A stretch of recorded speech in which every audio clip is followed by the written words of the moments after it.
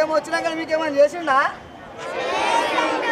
ఇంకా మీకు మంచి చేయాలమ్మా లాంటి పేద బడుగున విద్యార్థులందరూ కూడా రేపు చదవాలి.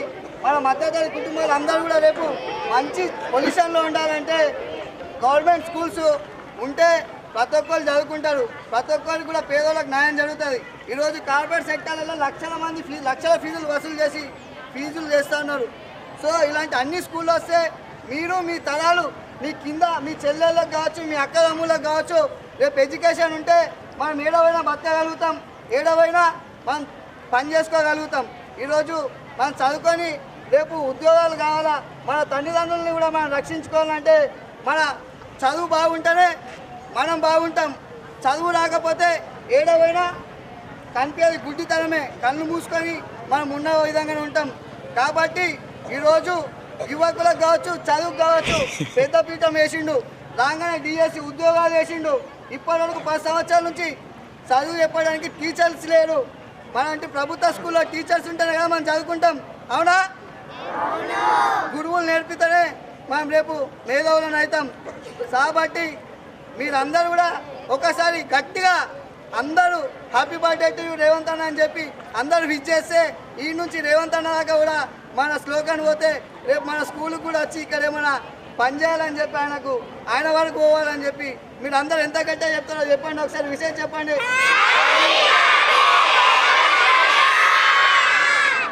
Happy birthday to you Revanth Reddy sir.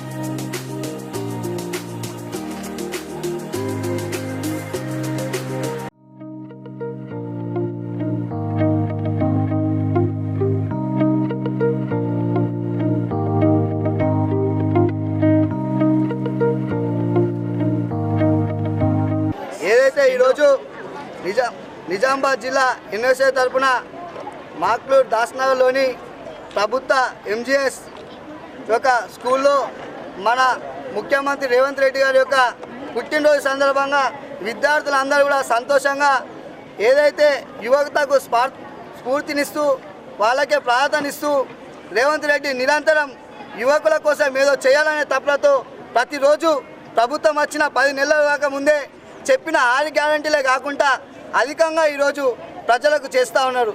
అదేవిధంగా ఈరోజు ఆయన కూడా ఒక జిల్లా ప్రభుత్వ స్కూళ్ళ గురించి తెలిసిన వ్యక్తి, పేద విద్యార్థుల యొక్క లక్ష బాధలు తెలిసినటువంటి వ్యక్తి సీఎం రేవంత్ రెడ్డి గారు. అందుకోసమే రాగానే 40% కూడా వీళ్ళ యొక్క ఆహారకు సంబంధించిన మెస్ ఛార్జెస్ కానీ ఇతర ఛార్జెస్ కానీ వాళ్ళకు పెంచడం జరిగింది. 40% రెట్టింపులు చేసి ఇస్తూ ఉన్నారు. దాని విధంగా ఈరోజు ఇక్కడున్న నా అక్క చెల్లెలు కూడా చాలా సంతోషం వ్యక్తం చేస్తూ ఉన్నారు. రేవంత్ రెడ్డి గారు రాగానే ఈరోజు ఒక చదువుకునే విద్యార్థులకు ముందు బాట వేసి వాళ్ళే రేపటి భవిష్యత్తు అని చెప్పి ఆలోచించి అనేక సంక్షేమ పథకాలు తీసుకొస్తా ఉన్నాడు. ఈరోజు యూనివర్సిటీలలో గత 10 సంవత్సరాలు వీసీలు లేక అనేక మంది విద్యార్థులు ఒక చదువుని నష్టపోయిన అక్కడ అడ్మినిస్ట్రేషన్ సరిగా లేని పరిస్థితులు ఎన్నో అనుభవించారు. కానీ వచ్చిన 10 నెలల్లో తెలంగాణలో ఉన్నటువంటి అన్ని యూనివర్సిటీలలో కూడా వీసీలను నియమించి అక్కడున్న విద్యార్థులకు న్యాయమైన విద్యను అందించాలనే ఆలోచనతో నియమించడం జరిగింది. అదేవిధంగా ఈరోజు రాగానే డిఎస్సి కావచ్చు, నర్సింగ్ కావచ్చు, దాదాపు 60,000 ఉద్యోగాలు నియమించడం జరిగింది. ఎక్కడ లేని రాష్ట్రంలో ఏ రాష్ట్రంలో లేని విధంగా ఈరోజు జాబ్ క్యాలెండర్ని రిలీజ్ చేసే ఉన్నాడు. అదేవిధంగా ఎలాంటి సమస్యలు ఆయనకు తెలిసినా వెంటనే రెక్టిఫై చేసి దాన్ని క్లియర్ చేయడం అనే ఆలోచనతో నిరంతరం ప్రజాసేవకు అంకితం చేయాలని చెప్పి ప్రజలకు ఏదో చేయాలని చెప్పి కోరికతో ముందుకొచ్చి ఈరోజు జెడ్పీటీసీ స్థాయి నుంచి సీఎం వరకు ఎదిగినటువంటి వ్యక్తి కాబట్టి కింది స్థాయిలో ఉన్న ప్రజల గురించి పైనున్న నాయకుల గురించి అన్ని సమస్యలు తెలిసిన నాయకుడు రేవంత్ రెడ్డి గారు కాబట్టి వారికి మా యొక్క ఎన్ఎస్ఐ తరఫున అదేవిధంగా ఇక్కడ ఉన్న స్కూల్ ప్రభుత్వ బడిలో ఈ యొక్క విద్యార్థులతో ఆయన పుట్టినరోజు ఘనంగా నిర్వహించి ఆయనకు జన్మదిన శుభాకాంక్షలు తెలియజేస్తూ అదేవిధంగా గతంలో 10 సంవత్సరాలు అటు బీజేపీ కావచ్చు అటు టీఆర్ఎస్ కావచ్చు ప్రజల్ని మోసం చేస్తూ 10 సంవత్సరాలు మోచేతికి బెల్లం పెట్టినట్టు చెప్పిన హామీలు కాక ఏ ఒక్క హామీ నెరవేర్చకుండా ఈరోజు నిద్రమబ్బులో ప్రభుత్వాలు కళ్ళు మూసినాయి. వాళ్లకు తరిమి కొట్టిళ్ళు.